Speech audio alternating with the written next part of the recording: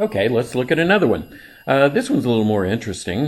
We've got 4 poles, 1, 0 in here in our open loop. Remember, we're doing open loop. And when we do open loop, we are just assuming we would cut the feedback loop and only look at the GH, the forward transfer function and the feedback transfer function. And so in this case, it's just the feed forward. We've got a unity feedback. And so we start looking at this. And of course, it's factored already, so we don't have to factor it. But if we start looking at, the first thing we want to do is plot the location of all the poles and zeros. And so we've got a pole here at 0. We've got a pole at 1. We've got a pole at 2. We've got a 0 here at 3. And we've got a pole here at 4. And these are -1, -2, -3, -4. Okay, so now we use the pin up, pin down rule to figure out where we are on the real axis. And so I immediately see a pole, so I'm going to put my pin down. I'm going to draw, pin up till the next pole, and I find a pole 0, pin up, pin down. And then I find, and this one's going to go on out here to 0. Okay, so that is our root locus on the real axis.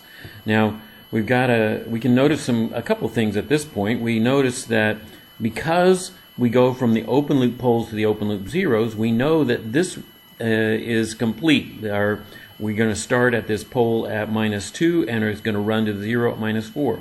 We also know that this branch that starts here at the -4 pole is going to run out here to infinity, and it's done. So the only thing that we have to think about in this is what happens in here. We've got a branch that's originating at -1 that's heading towards 0, and we've got one at 0, branch at 0 heading towards -1. And so these are going to collide, and they're going to branch off here. Now, we just need to figure out where they branch to in this case, and we're going to use the asymptotic lines in here. And so we've got, we need to figure out where the asymptotes intersect the origin. And so we've got sum of the poles minus the sum of the zeros divided by the number of poles minus the number of zeros. So the sum of the poles, okay, we've got a pole here at 0, we've got a pole at -1, we've got a pole at -2, and we've got a pole at -4. That's going to sum our poles, and we're going to subtract our zeros, the sum of our zeros, which is -3.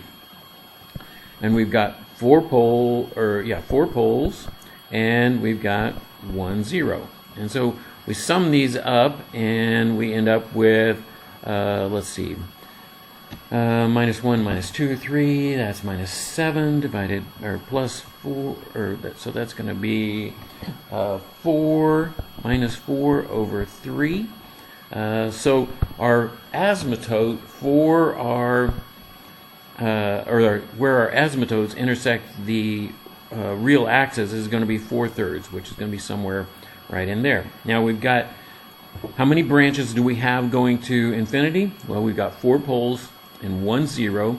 So 4 minus 1 is going to be 3 poles going to infinity. So when we look at this, we've got, we know that one of those asymptotes is going to go out here, and that makes sense because we've already got a branch heading towards -180, and then the other 2 are going to be up here at -60 and +60. Those are going to be asymptotes. So we know this branch is coming up here and splitting, and one's going this way and one's going this way, and the obvious thing to do is just to follow along and have them run asymptotic to these lines, just like this. So that's going to be our root locus for this system. Now, again, we want to start and think what is happening to the system as we increase our gain from 0 to infinity. At 0, we're going to have closed loop poles at our open loop poles. So we've got a closed loop pole here at 0, and that's a free integrator, by the way. When we have a single S in the denominator, we call it a free integrator, and it's going to play a big part in our upcoming lecture about steady state. A steady state error. And then we've got a pole here at -1, we've got a pole at -2, and we've got a pole here at -4.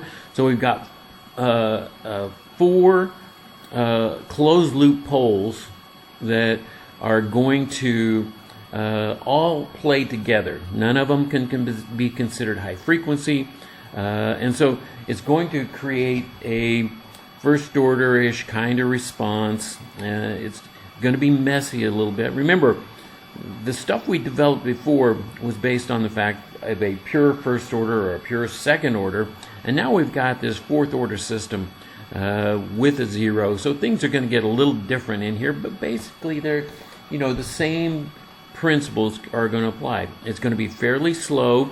It's going to be dominated by these poles down here at 0 and -1. And so we're going to have a slow system. Now, as we start increasing the gain, the pole at -4 is going to start zinging out towards infinity, and probably we can ignore it fairly quickly. The pole here at -2 that is heading to -3 is going to play in here, and we're not going to be able to ignore it, but we're still going to be dominated by these poles in here that are between 0 and -1. And so they're going to dominate, those two poles are going to dominate. It's going to get a little faster as we increase our gain till it becomes critically damped. We're going to have 2 of our poles in here at -1/2. And then as we crank the gain up even more, what we're going to find is that these poles are going to move off of the real axis and move into the complex plane. It's going to get a little oscillatory, and then very quickly, as it crosses over into the right half plane, it's going to become unstable. And so, looking at this, we're going to have a slow system, not going to be able to speed it up too much by increasing the gain. And if we increase the gain too much, we're going to drive it completely unstable. Okay, so that's the root locus and interpretation of that root locus for that problem.